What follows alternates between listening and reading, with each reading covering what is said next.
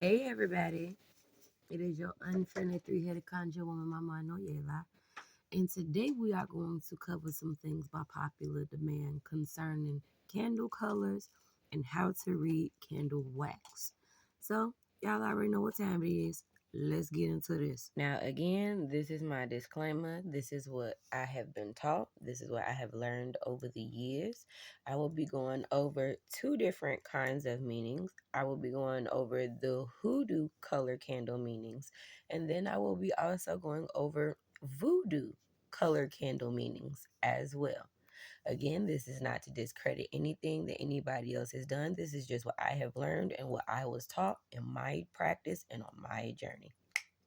So, first things first, when you are dealing with both hoodoo and or voodoo, rule number one, hoodoo is not a religious practice. It does not have saints. It does not have sort of a confinement of certain deities that govern certain days or things of that nature. That is not what hoodoo is. Hoodoo is more based upon the ancestral relation in your DNA, in your blood, and the mixtures thereof of your ancestry that were based here on this soil versus voodoo, which is actually from West Africa. And in that religion and in that tradition, it's a whole different set of rules and principles. But again, it has been Europeanized and colonized because those slaves were brought here to America. So that is what we are going to get into, the different definitions and color meanings and how to utilize them correctly. When you are dealing with fire magic or you are doing firework, these candles in your fire are actually a representation of your root work. This is a representation of your power, of your desire, of your drive, of the energy that you are dedicating to whatever spiritual change and spiritual work that you are trying to manifest in your present. Now, depending on which path you choose to work with, of course, some people like to mix things up. Hey, that's your business, that's your prerogative. Do you, boo boo? I digress. But, anywho, we're going to cover some of the voodoo color meanings first, okay? So, let's get into this. So, for our voodoo color meanings, white is sort of used as spiritual blessings as well as purity, healing, and in certain situations, it is also used to lead people to rest. Your blue is a representation of peace, harmony, joy, and good intentions. Your green is a representation of money, business, things of that nature. Yellow deals with devotion and prayer. It also can be used for attraction as well. Red can be used for love, affection, and passion, especially if you're trying to get somebody to give you that good old giddy up. That's a good one to use. Pink is for also attraction, clean living, and you can also use your pink for romance as well. Purple deals with mastery and power, also deals with control and command too. Take note of that. Your orange candles can be used to change the way or change your plans.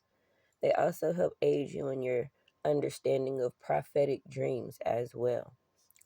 As far as the color brown goes, when you are using this on the voodoo aspect again, brown also deals with you sort of being neutral in situations. You're not really trying to take sides on anything. You do want to remain neutral. But also, brown is good for court case rituals as well. Now, black is a tricky one because on this end of it, it may deal with dark thoughts, sorrows, freedom of evil, or freedom from evil. Depending on what your energy is, what your energy current is flowing at that point in time, that is what that is used for. Red and black are used to remove love jinxes. White and black can be used as a return to sender. Green and black is removing money jinxes and hexes on your money and your finances. And silver as much can be used for your money, but also it repels certain spiritual conjurings as well. So keep that in mind. Now that we've covered the voodoo aspects of what candle colors have meaning to, Again, this is my perspective. This is not disregarding what anybody else may have to say. But now we finna go on here and skedaddle down to the hoodoo side of this here lesson. Ting. Now, when you're using black and hoodoo, you can use this for a lot of different things. You can use it to absorb negativity, just as you can use this to curse somebody and cause loss and death as well. Depending on the color blue, dark blue in hoodoo, you can use this for healing, gaining insight. But you can also use this for depression and causing sickness and illness. When we utilize the color brown, we are utilizing or focusing on the color of stability. When you think about a tree and you think about how brown it is, the brown is stability. You want those roots deep. So when you're using the color brown, that is what you're asking for. Also, again, brown is good for court cases, but this is also to use to cause blockages and to ground people into being stuck in certain situations and circumstances too. Now, green isn't just for money in hoodoo. Green is also utilized for health, for increasing your health as well. This also can cause jealousy and envy in certain things as well. Now, gray can either promote balance and ease of pain, or it can increase and cause confusion and discontent in your life. It depends on how you want to use it. Orange is for clarity, engagement into creativity and concentration. You can also use orange to stop all of that shit too, depending on who you are. As you are learning, as above, so below. Everything that you can use for a good purpose, you can also utilize for something fucked up too. That's just what it is.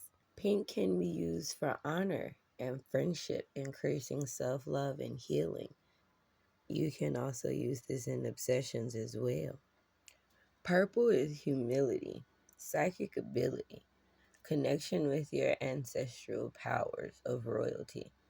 This is also used to cause illusions and confusions as well, if you're trying to throw glamours at people. Red is desire, power, and strength. It can also be used for sex, lust, and anger as well.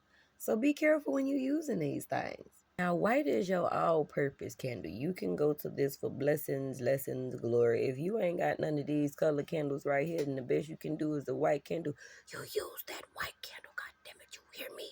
You use that. Your yellow can be used for renewal of your passions, renewal of persuasions, renewal of confidence. This can also be used to burn people out and it causes them to go into an overdrive.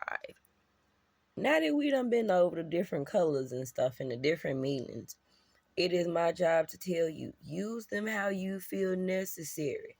I am only here to guide you on what to use, how you choose to use them.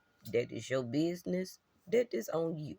So we gonna move forward into fire interpretations now. Now, first things first, when you don't lit your candle, of course, you have to pay attention to how it is burning.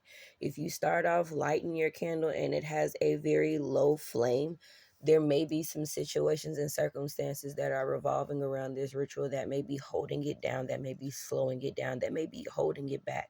What this means, though, is be calm. Do not try and be aggressive during this ritual process. You may actually need to do this ritual work more than once. So do not get tired and tedious with what you are choosing to do. If you've lit your candle and you see it waving, dancing, doing all of the things, then yes, that is a good sign. That is a lot of energy flowing. There's a lot of moving. That is good. If you hear a lot of popping, cracking, all of that stuff is doing the 4th of July, great. Success, guarantees, breakthroughs, ancestors are working, all of that good stuff. You feel me? That's great. Now, say for instance, you done lit your candle and now you starting to see multiple flames in your candle. What this means is you may have multiple spirits that are trying to work this ritual and this situation for you. Again, take note of what your candle work is doing. Don't just sit there and be like, no, no, no, no, no. Pay attention to what's happening. Pay attention to the time periods that it is happening as well. Now, for whatever reason, if your candle ritual breaks your glass, if you have it in glass, that is a breakthrough. Stop doing the work. Don't do anything else. Don't do nothing else. You're done. You're good. That is all you need. But if you are trying to light your work and your fire goes extremely chaotic, that is a lot of energy. That is a lot of work being pushed through. It is a good sign, but it is also a sign that the situation may become chaotic, even though you may get what you want. So there may be a lot of spiritual warfare that may happen with you having that breakthrough. And if you have one of those candles that just completely keeps going out no matter how many times you light it, that means stop. That is not spiritual work for you to do. Do not pass go. Do not collect $200. That do not mean wait 24 hours and do the shit again. It may not be time for you to do it at all. So I would advise you to divine on what you are supposed to do before you jump your butt back into another ritual. Ting. Now, when it comes to reading your wax, if you don't have a good imagination and you don't have good logic skills, this may not be for you. You may have to find somebody that has a great imagination with good logical skills, because this is where you have to sort of play connect the dots. Now, when you are reading your wax, you are literally looking at the formations at the very end of your ritual work. So if there is any leftover wax residue, that means your ancestors or your guides have left messages for you in your wax, and now it's time for you to analyze them. So, for instance, if you are seeing faces in your spiritual work or faces in your wax, that may mean that other people are either invading on your situation or they may be there to help you in your situation. If you see a mother or a baby in one of your wax and you're trying to have a ritual to have a baby, this may be confirmation that it is coming to you in the near future. Again, when you are trying to read your candle wax, you really sort of have an open imagination to what is being presented to you in the wax. And also, you have to take into account the color that the formations are being formed in each wax. So if you have a yellow formation and a green formation coming together, again, analyze the color of that. And then analyze the pictures or whatever you see. So if in one of your candles you may see a Grim Reaper in there, that may mean this is the end of that financial situation, and you might want to get on trying to find a new one. So it is very wide with perspective on who's reading and how you choose to read your candle work. If you have thick drips down your candles during your ritual work, this is now when you are going to start calculating years into certain situations. If you see very thin strips, now we are going into months for calculating certain ritual work or when it'll manifest. If you see beads, little dots, little beaded dots, or little things of that nature on your candle, now we're going into sort of months and days, okay? Months, days, and weeks. These are the different breakdowns of your candle formations, or the formations that'll happen with your candles. And again, you guys, when you are taking note of your candle work, of your firework, of your wax, please make sure you are taking account of the color, what colors are touching, what shapes do you see? Because if you show your work to someone else that you trust, they may see something completely different. And now you have time to put all of these different pictures or images from your reading together to give you a full, complete understanding of what your ritual work is going to face, what complications may be ahead of you, what is needed to be successful, and how to sort of read your outcome more successful. So, you got any comments, questions, or concerns, you can always feel free to hit me up. But until then, my guys, namaste, everybody. But nah, I'm going to stay over here. Hold on one second. Before I do that, how do you distinguish your ritual work? How do you get rid of your fire ritual work? Before we get off, we're going to cover that real quick. Caught me slipping. Give me 1 minute. Rule number 1, never blow your candle work out. If you are going to stop it, always dip your fingers in water and pinch the candle tops. If your fire is out of control, use baking soda. Do not use water. You will make your ritual work worse. Plus, you will now have a large fire situation on your hands. Use the flour or the baking soda to extinguish the fire if it does become out of control. And as always with your ritual work, once you are done, make sure you collect all of the pieces and you discard them with your 3 pennies in your trash receptacle, or you can throw them at a crossroad, or you can bury them at a cemetery. Just be safe when you are discarding. And again, if you throw it in the trash, make sure you at least throw 3 pennies in the trash with your ritual work. Now we are going to end this. Namaste, y'all. But no, I'm gonna stay the fuck over here. Holla.